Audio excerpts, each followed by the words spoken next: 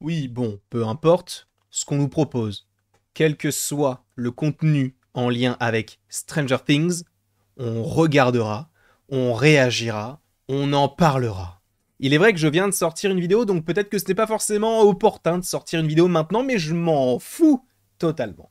Parce que là, on va donc regarder le behind the scene de la saison 5 de Stranger Things. Je vous rappelle que Stranger Things est la meilleure série de Netflix actuellement, on ne va pas se mentir, et depuis le début de Netflix par ailleurs, puisque c'est notamment avec ce projet-là qu'a été lancée la plateforme. J'ai hâte de pouvoir découvrir cette série. Alors, supposément, elle sortira l'année prochaine. On entend ici et là que normalement chaque épisode devrait être une sorte de film en durant 1h30, 1h40, ce qui est énorme pour une série, on le rappelle.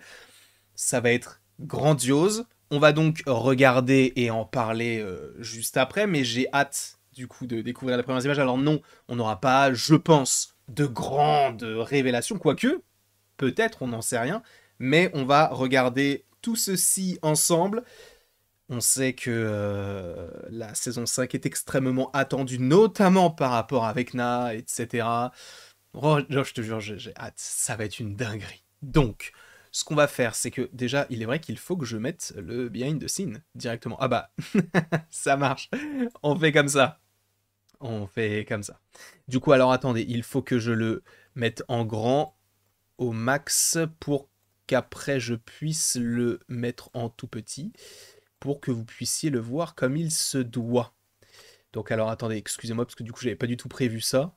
Hop là, voilà, on va le mettre ici. On va se décaler. Là normalement, il est au bon format. Donc, c'est un behind the scene. Je ne sais même pas du tout s'il y aura véritablement des scènes en particulier qu'on aura dans ce projet-là.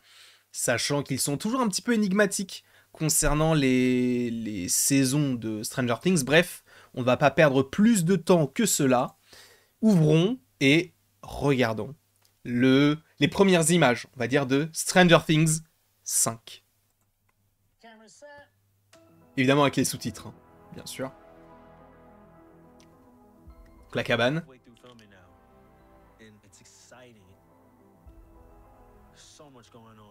Tu m'étonnes. Mhm. Mhm.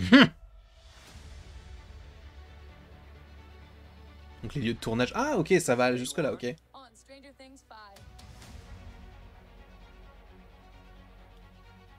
Ok, donc c'est vrai qu'ils ont énormément changé.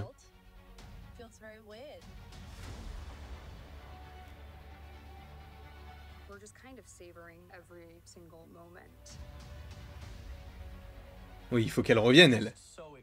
Bon, lui, non. On s'en branle de lui. On en a rien à foutre qu'il meure, son perso, qu'il meure fort et qu'on ne le revoit plus jamais. Hein? Et je te parle pas, hein? Voilà. Oh, le couple. Oh, Lucas.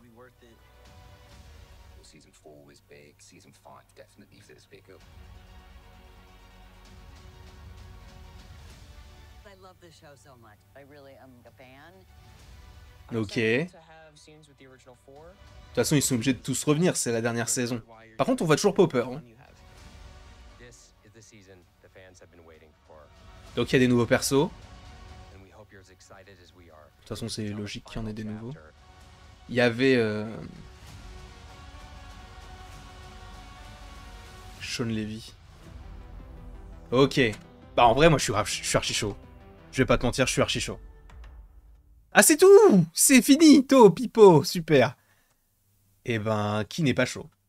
Sincèrement, est-ce qu'il y a une personne sur Terre qui n'est pas chaude à l'idée de regarder ça? Alors, déjà, de ce que l'on sait...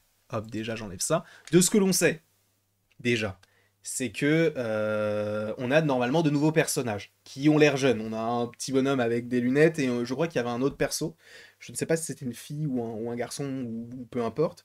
Mais du coup, on a deux nouveaux persos, deux enfants.